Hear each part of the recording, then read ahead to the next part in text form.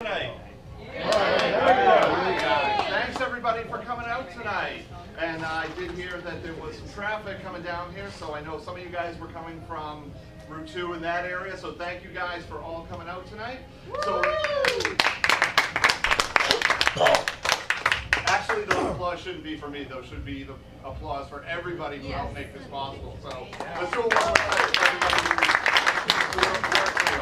We put a lot of time and effort into this show, and this is a fundraising event, so we are going to be talking to you guys about that a little bit after the show. But in the meantime, ask at this time that you please turn your cell phones off, and I ask that you please refrain from any flash photography or anything like that, because this is a pretty big show. We have dancers, we have other musicians, and obviously I don't want it distracting anybody. So that being said, I'm glad that everybody is here tonight to see the show, and with that in mind, we'll get started. So now, we're going to take you guys back to Chicago during the Roaring 20s to a speakeasy called the Serpent's Den.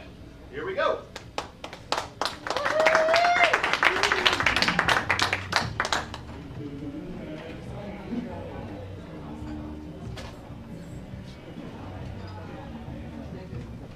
In Arizona, Sister Amy to tell her whole story.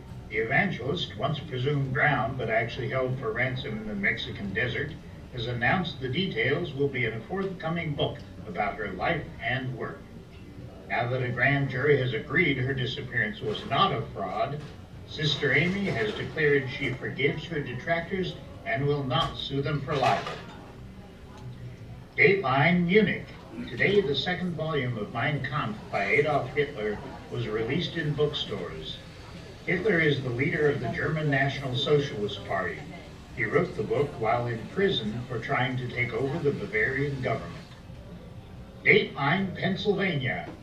In Pittsburgh, they're celebrating as the Pirates take the pennant. On they go, hoping to triumph once more over the Washington Senators. Today's news is brought to you by The Jazz Singer, starring Al Jolson. During its limited release, critics have raved that The Jazz Singer is a triumph of modern cinema. Undoubtedly the best thing that has been put on the silver screen in ages. The New York Herald hails it as pleasantly sentimental. Don't miss The Jazz Singer, starring Al Jolson, when it comes to a theater near you. Dateline Hollywood.